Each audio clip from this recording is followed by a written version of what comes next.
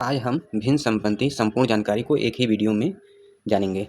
भिन्न क्या है? सबसे पहले भिन्न क्या है? वह संख्या है जो पूर्ण संख्या के कुछ भाग को बताती है। वह संख्या जो पूर्ण संख्या के कुछ भाग को बताती है या प्रदर्शित करती है, भिन्न कहलाती है। जैसे मान लीजिए एक हमने रोटी का टुकड़ा लिया और इस रोटी को हमने 4 भाग कर दिया। पहले 2 भाग किया तो इसको आधा आधा रोटी बोलते हैं, फिर इसको 4 भाग किया तो ये टुकड़ा बोला जाता है और इसमें से हमने एक टुकड़ा ले लिया। अब इसको हम गणित की भाषा में कैसे लिखेंगे? तो गणित की भाषा में पहले कितने भाग में बांटा गया तो 4, इसको हर बोलते हैं, और इसमें से कितने भाग लिए गए 1, इसको अंश बोलते हैं।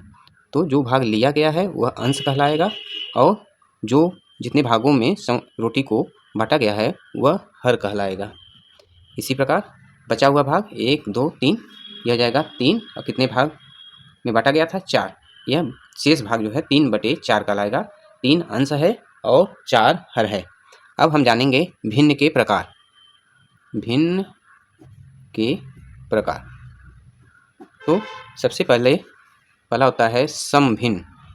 समभिन्न, इसको हम उचित भिन्न भी कहते हैं।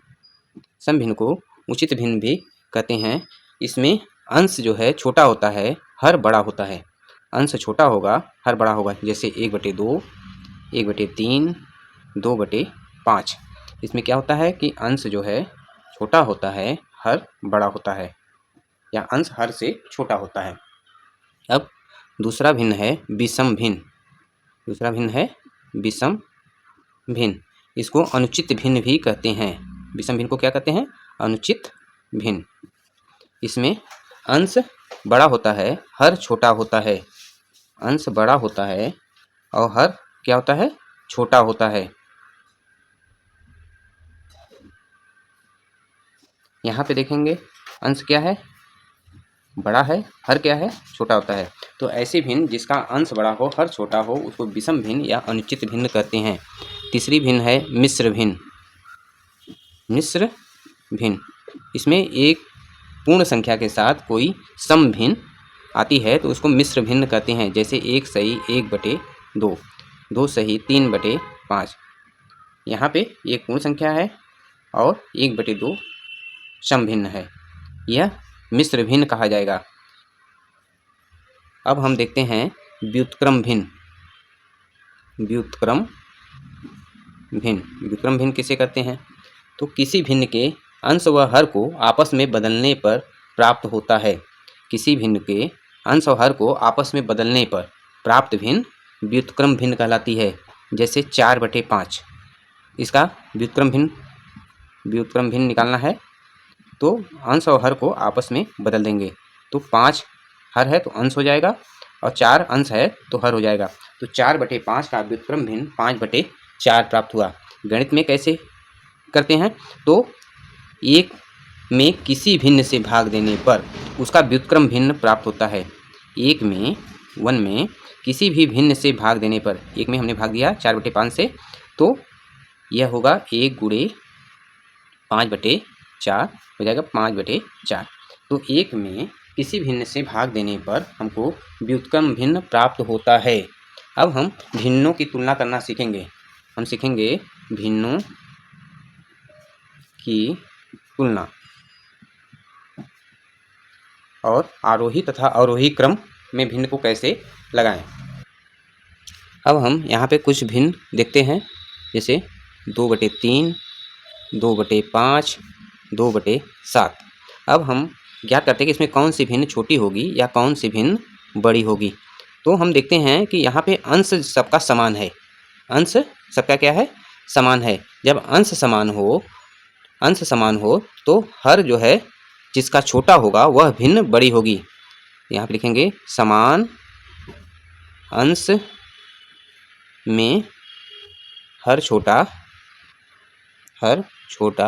भिन्न क्या हो जाएगी? बड़ी। इसका मतलब यहाँ पे देखिए कि इसका अंश सबसे छोटा है तो यह भिन्न सबसे बड़ी है। इसी प्रकार हम देखते हैं समान हर वाले में, यहाँ पे सबका हर जो है समान है, सबका हर 7 है। तो समान हर वाले भिन्नों में अंश जब बड़ा होगा तो भिन्न क्या हो जाएगी, बड़ी होगी, भिन्न बड़ी होगी। यहाँ पे देखिए दोनों फिर से देख लीजिए कि अंश जो है अगर बराबर है तो हर छोटा होगा और भिन्न बड़ी होगी।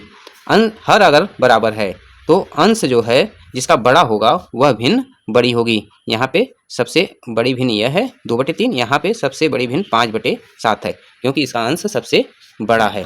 अब हम दूसरे भिन्नों को देखेंगे जिसमें कोई समानता न हो, जैसे 2/3, 3/5, 4/5। यहाँ पे हम भिन्नों की तुलना करके देखेंगे कौन सी छोटी है कौन सी बड़ी है। अब हम सबसे पहले क्या करते हैं, इसमें हर का लघुत्तम ज्ञात करते हैं। तो हमको 5 और 3 का जब लघुत्तम ज्ञात करेंगे तो हमको 15 प्राप्त होगा। अब यहाँ पे 3 से हम 15 में भाग करते हैं, 3×5 = 15, 5 प्राप्त हुआ। 5 का अंश में गुणा करेंगे, 5 दूनी 10।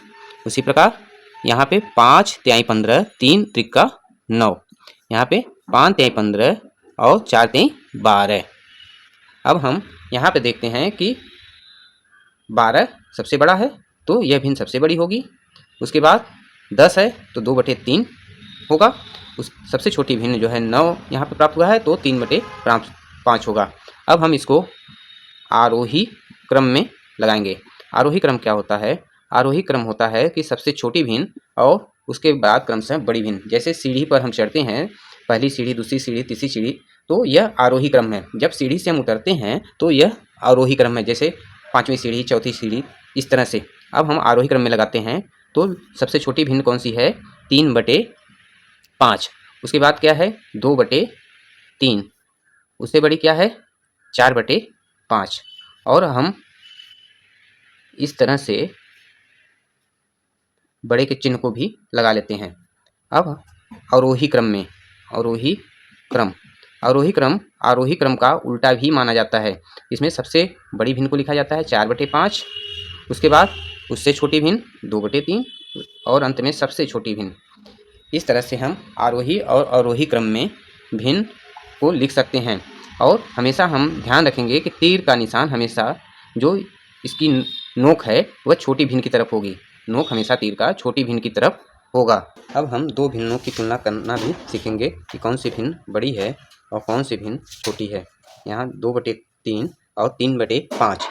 यहाँ पे सबसे पहले हम लघुत्तम लेंगे 3 और 5 का हर का, तो आएगा 15, 3×5 = 15, 5 दूनी 10।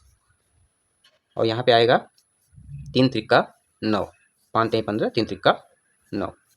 अब यहाँ पे देखते हैं कि यहाँ 10 है, 10 बड़ा है 9 से, तो 2/3 बड़ा होगा 3/5 से।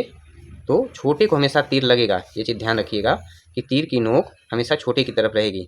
और इसको आसानी से भी हम कर सकते हैं। क्या करना है, 2/3, 3/5, तो पहले के अंश से दूसरे के हर में गुणा कर देना है। तो 2 × 5, दूसरे के अंश से पहले के हर में गुणा करना है 3 × 3। यहाँ पे 10 प्राप्त होगा, यहाँ पे 9 प्राप्त होगा। 10 प्राप्त होगा, 10 बड़ा है इसलिए यह भिन्न बड़ी होगी और दूसरी भिन्न क्या होगी, छोटी होगी। तीर की नोक हमेशा छोटी भिन्न की तरफ रहेगा। अब हम भिन्न को दशमलव में बदलना सीखेंगे, जैसे 3/4, 2/3, 5/7। यह इस भिन्न को हम दशमलव में बदलना सीखेंगे। तो 3/4 क्या करते हैं, यहाँ पे हर से अंश में हर से भाग दे देते हैं। दशमलव बदलने के लिए क्या करते हैं, हर से हम भाग करते हैं। तो 4, 3, यहाँ पे भाग नहीं जाएगा तो दशमलव लगाएंगे, यहाँ पे 0 उतारेंगे। 4 × 7 = 28, 2 पुनः 0 प्राप्त होगा। 4 × 5 = 20। यहाँ पे 3/4 को जब हम दशमलव बदलते हैं तो आता है 0.75।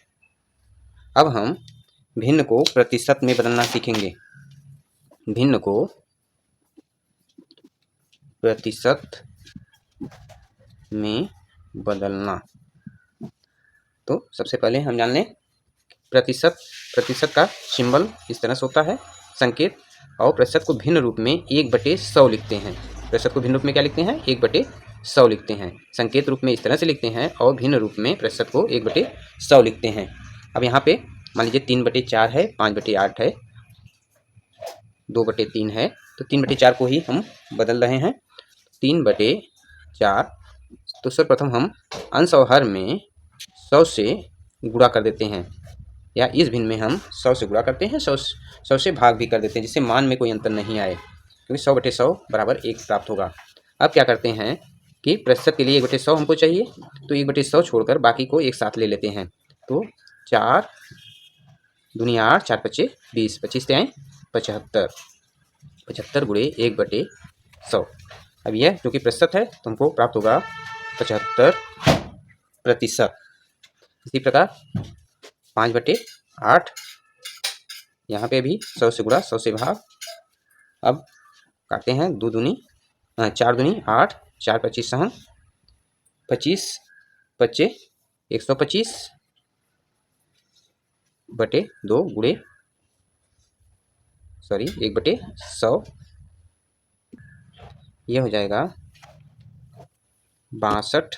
यहाँ भाग दे देंगे तो 2 छक 12, 2 दूना 4 और 62 से ही 1/2, 1/100 को हम प्रतिशत कहेंगे।